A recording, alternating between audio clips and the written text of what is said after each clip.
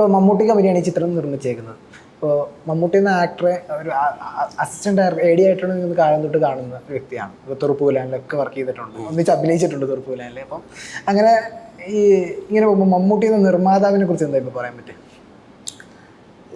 എന്നെ സംബന്ധിച്ചിടത്തോളം എല്ലാ സിനിമകൾക്കും നിർമ്മാതാക്കൾ എനിക്കങ്ങനെ ഭയങ്കര ഹെൽപ്ഫുൾ ആയിട്ടുള്ളൂ. കാരണം എന്ന് വെച്ചാൽ ഒന്ന് അവർക്ക് വിശ്വാസം കൂടുതലായിരിക്കും, ഇയാൾ എന്തായാലും പടം ഹിറ്റാക്കാൻ വേണ്ടിയാണ് ചെയ്യുന്നതെന്നുള്ളത്. അങ്ങനെ വലിയൊരു ബുദ്ധിമുട്ടുകൾ എനിക്ക് ഒരു പ്രൊഡ്യൂസറുടെ ഭാഗത്തുനിന്നും ഇതുവരെ ദൈവം അനുഗ്രഹിച്ച് വന്നിട്ടില്ല.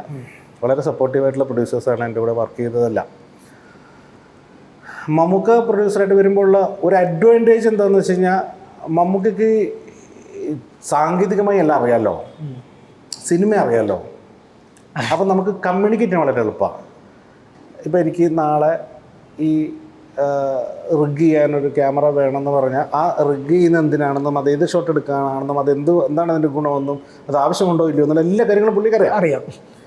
അപ്പം നമ്മൾ പറഞ്ഞാൽ മതി, മറ്റൊരാൾക്ക് ചിലപ്പോൾ നമ്മൾ പറഞ്ഞു കൊടുക്കേണ്ടി വരും ഇന്ന കാരണം. അപ്പോൾ ഈ സിനിമ അറിയാവുന്ന ഒരാളായതുകൊണ്ട് നമ്മളങ്ങനെ പ്രത്യേകിച്ച് കാര്യങ്ങൾ കമ്മ്യൂണിക്കേറ്റ് ചെയ്യേണ്ടി വരാറില്ല. അതേസമയം സപ്പോർട്ട്, ഫോർ എക്സാമ്പിൾ ഒരു സീൻ എടുത്തപ്പോൾ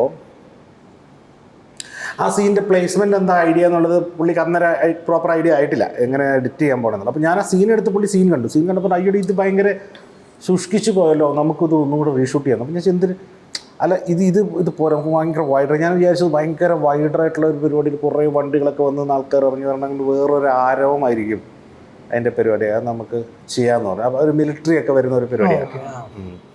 അത് നമുക്ക് ഒന്നുകൂടെ റീഷൂട്ട് ചെയ്യാമെന്ന് പറഞ്ഞു. അപ്പോൾ ഒന്നുകൂടെ റീഷൂട്ട് വെച്ചാൽ വീണ്ടും ഒരു ദിവസം പോകണം, ഇത്രയും സാധനങ്ങൾ കാര്യമാണ്. അപ്പോൾ ഞാൻ പറഞ്ഞു വേണ്ട, നമുക്ക് അത് കുഴപ്പമില്ല എന്ന് പറഞ്ഞു. അല്ല നമുക്ക് ഷൂട്ട് ചെയ്യാൻ വേണ്ടി ചെയ്യാം കുറേ പറഞ്ഞു. അപ്പോൾ ഞാൻ പറഞ്ഞു ഞാൻ ലാസ്റ്റ് എടുത്ത് തരാമെന്ന് പറഞ്ഞിട്ട് ഹോൾഡ് ചെയ്ത് വെച്ചു. പിന്നെ ലാസ്റ്റ് ബാക്കിയെല്ലാം ഞാൻ എഡിറ്റ് ചെയ്ത് കാണിച്ച ശേഷമാണ് പുള്ളി പറഞ്ഞത് എന്നാൽ വേണ്ട, അത് കുഴപ്പമില്ല, അത് ഓക്കെ ആയിട്ടായിരിക്കുന്നതെന്ന് പറഞ്ഞു. അപ്പോൾ മീൻസ് സാധാരണഗതിയിൽ എല്ലാവരും തിരിച്ചല്ലേ പറയാം, അയ്യോ അത് വേണ്ടെന്നുള്ള സന്തോഷം. പുള്ളി ആക്ച്വലി പെർഫെക്ഷൻ, അത് കൂടുതൽ നന്നാവണം, അതിൻ്റെ ഇൻവെസ്റ്റ്മെൻറ്റ് പാർട്ടിനേക്കാൾ അതിൻ്റെ ടെൻഷനേക്കാൾ കൂടുതൽ പുള്ളിക്ക് പ്രോഡക്റ്റ് ക്വാളിറ്റി ഭയങ്കര ഇമ്പോർട്ടൻ്റ് ആയിട്ട് കാണുന്ന ഒരാളായതുകൊണ്ട് നമുക്ക് ഭയങ്കര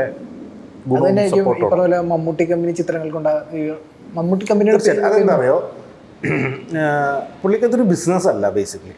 പുള്ളി സിനിമ ബിസിനസ്സായിട്ട് കാണാൻ പുള്ളിക്ക് ഇഷ്ടംപോലെ വേറെ കാര്യങ്ങൾ ചെയ്യണം. പുള്ളി എനിക്ക് ഞാൻ മനസ്സിലാക്കുന്നത് പുള്ളി മമ്മൂട്ടി കമ്പനിയൊക്കെ തുടങ്ങി ചെയ്യുക, ഇപ്പോൾ വ്യത്യസ്തമായ സിനിമകൾ ചെയ്യുക, പുള്ളി ഇഷ്ടമുള്ള പോലെ ചെയ്യുക, ആഗ്രഹിക്കുന്ന പോലെ ചെയ്യുക.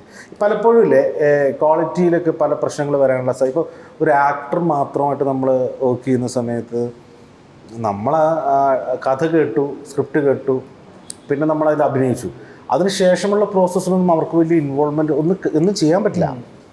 അല്ല, അത് വേറൊരു ഗ്രൂപ്പ് വേറെ സ്ഥലത്തിരുന്ന് ചെയ്യണം. ആക്ച്വലി ഇപ്പോൾ ഒരു പ്രൊഡക്ഷൻ കമ്പനി ആകുന്ന സമയത്ത് അതിൻ്റെ മറ്റ് കാര്യങ്ങളിൽ ശ്രദ്ധിക്കാൻ പറ്റും. ഈ പറഞ്ഞ പോലെ ഇനി വേണമെങ്കിൽ ഷൂട്ട് ചെയ്യാനോ അല്ലെങ്കിൽ റീ എഡിറ്റ് ചെയ്യാനോ എന്ത് വേണമെങ്കിൽ ചെയ്യാൻ പറ്റുമല്ലോ. അപ്പോൾ അങ്ങനെ ഉള്ള ഒരു നല്ല പ്രോഡക്റ്റ് ഉണ്ടാക്കാൻ വേണ്ടിയിട്ടാണ് പുള്ളി അത് ചെയ്തേക്കണമെന്നാണ് എൻ്റെ ഒരു വിശ്വാസം.